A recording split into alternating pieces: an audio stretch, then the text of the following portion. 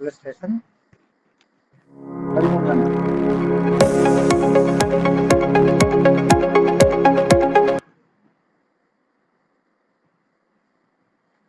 company is presently working at a 90% capacity and producing 13,500 units per annum. It operates the flexible budgetary control systems. The following figures are obtained from its budget: 90% amount, 100% amount. Sales 15 lakh, 16 lakh. Fixed expenses 3 lakh, 3 lakh.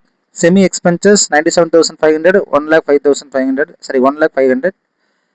Variable expenses and units made. இல்லையா இதான் இந்த concept. Labour and material cost per unit are constant under present conditions.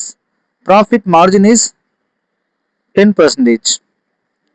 You are required to determine whether the differential cost of producing 1,500 units by increasing capacity to 100%. What would you recommend for an export price if for these 1,500 units, taking into account that overseas prices are much lower than the indigenous prices? என்ன sir புதுசாக வார்த்தையில் வருது அப்படின்னு ஒரு மனசில் ஒரு doubt. நான் புதுசில் வார்த்தைலாம் கிடையாது. கம்பெனி வந்து இப்போ 90% கெப்பாசிட்டியில் வந்து 13,500 யூனிட்ஸ் ப்ரொடியூஸ் பண்ணுதான். ஃப்ளெக்சிபிள் பட்ஜெட்டரி கண்ட்ரோல் சிஸ்டம் இருக்கிறதுனால இது 90% என்ன சேல்ஸ், 100% என்ன சேல்ஸ்ன்னு அவனே சொல்லிடுறான். Sales expenses, semi variable, everything they have given இல்லையா.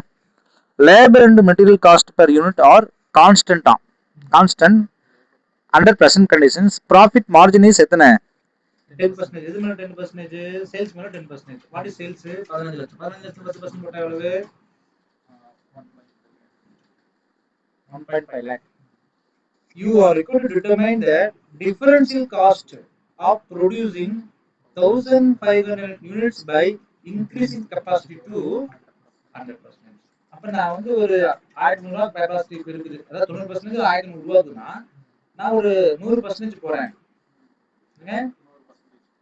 அப்போ 100% பண்ணா 1,500 யூனிட்ஸ் என்ன இன்க்ரீஸ் ஆகும். அப்ப என்னுடைய காஸ்ட் என்ன ஆகுது? Differential cost. ஃபர்ஸ்ட் இந்த காஸ்ட்டுக்கும் இந்த காஸ்ட்டுக்கும் என்ன டிஃபரன்ஸ் சொல்லுவான். பட் மேக்ஸிமம் அவனே கொடுத்தான், ஒன்றும் பெரிய விஷயம் கிடையாது. ஃபிக்ஸ்ட் எக்ஸ்பென்ஸ் அவனே கொடுத்துட்டான், செமி வேரியபிள் அவன் கொடுத்துட்டான், வேரியபிள் அவனே கொடுத்துட்டான். அதாவது கண்டுபிடிக்க வேண்டியது ரொம்ப ரொம்ப சிம்பிள் தான். அடுத்தது வந்து பாத்தீங்கன்னா, what would you recommend for an export price of for these 1,500 units taking into account that overseas prices are much lower than indigenous prices. ஒருவேளை நீங்க 1,500 வந்து எக்ஸ்போர்ட் பண்றேன் அப்படின்னு இருந்துச்சுன்னா இண்டிஜினியஸ் பிரைஸ் வந்து குறைவா இருக்குதா, overseas price are much lower than indigenous price, அதுக்கு எடுபடுமான்னு கேட்குறாங்க. சரி, நம்ம பார்க்கலாம். What is the material cost? Material cost இதில் நம்ம கன்சிடர் பண்ணல, அதனால நம்ம என்ன செய்ய போறோம்?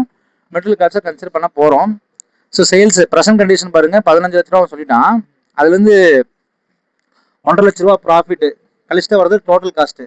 இந்த டோட்டல் காஸ்ட் வந்து எல்லாமே கலந்ததுக்கான காஸ்ட் தானே, ஆமாமா இல்லையா? அப்ப இந்த டோட்டல் காஸ்ட் 13,50,000 இதுலயே பிக்சட் காஸ்ட், வேரியபிள் காஸ்ட் எல்லாம் இருக்குது இல்லையா, ஆமாவா இல்லையா? சோ வேரியபிள் காஸ்ட் கணக்குல கொடுக்கலாம் பாருங்க. வாட் இஸ் கணக்குல கொடுத்துறோமா? பிக்சட் காஸ்ட் எவ்வளவு? 3,05,000. Very good. செமி பிக்சட் எவ்வளவுங்க? வேரியபிள் எவ்வளவுங்க? அப்ப டோட்டல் 5,40,000. 13,50,000 இந்த அமௌண்ட் சொல்லிட்டீங்க. அப்ப மிச்ச கூடியது என்னவா தான் இருக்கும்? அப்ப அந்த எவ்வளவுங்க? 8,07,000. அடுத்தது ஸ்டேட்மெண்ட் ஷோயிங். ஏன்னா ஃபர்ஸ்ட் கேள்விக்கு நம்ம ஆன்சர் கண்டுபிடிச்சாச்சு. என்னன்னா அவன் என்ன கேட்டுக்கிறானா, it operates labour and material cost per unit are constant under present conditions. அப்ப அதை நம்ம பண்ணி முடிச்சாச்சு. எதை? Labour and material. அடுத்தது வந்து பாத்தீங்கன்னா, லேபர் அண்ட் மெட்டீரியல் வந்து 13,500 யூனிட்ஸுக்கு 8,07,000 ரூபாய். என்னங்க சொல்றான் பாருங்க, எவ்வளவுங்க? 8,07,000 என்பது எத்தனைக்குங்க? 13,500 யூனிட்ஸுக்குன்னா 1,000 யூனிட்ஸ் இப்ப நான் தயாரிக்க போறேன். அதுக்கு எவ்வளவு இருந்திருக்கணும்? 89,997. புரியுதுங்களா இல்லையா?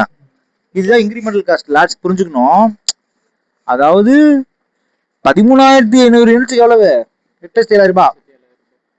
எவ்வளவு? 8,07,000 ரூபாய் என்பது எத்தனைக்கு? அப்ப 1,000 யூனிட்ஸ் எவ்வளவுதான்? அதுதான் இன்க்ரீஸ் ஆக போகுது. எவ்வளவு இன்க்ரீஸ் ஆக போகுது? திருப்பி சொல்றேன். 8,07,000 எவ்வளவுக்கு? அப்ப 15,000 எப்படி பார்க்கலாமா?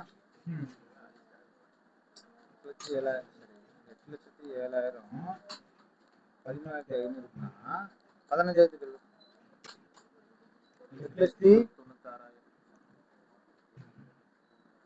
8,667. அப்ப இது 15,000. அப்ப வாரிசு 13,500 எவ்வளவு சொல்லிங்க? டிஃபரெண்ட் எவ்வளவு?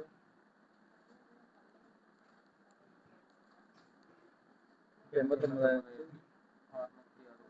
இதுதான் நான் சொன்னேன். இதுதான் நீங்க சொன்னேன்.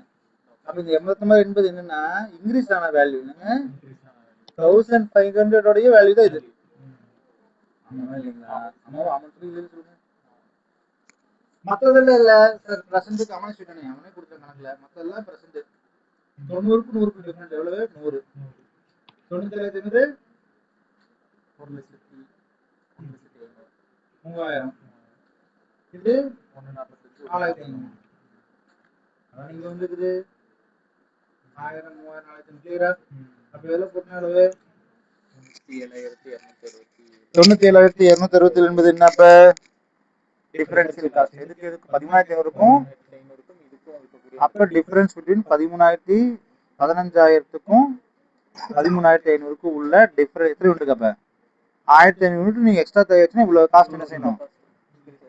அப்ப பெர் யூனிட் என்ன செஞ்சிருச்சு? 1,500 யூனிட்டுக்கு இவ்வளவுனா ஒரு யூனிட் எவ்வளவு?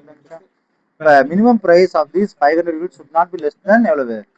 64,000க்கு நீ கம்மியா நீ எக்ஸ்போர்ட் பண்ணா உனக்கு கட்டணும். புரியுது அழகா? இதுல கடினமா இருக்குங்களா? புரியுதுங்களா? அண்டர்ஸ்டாண்டா? கிளியரா? சப்ஸ்கிரைப் பண்ணுங்க, ஷேர் பண்ணுங்க.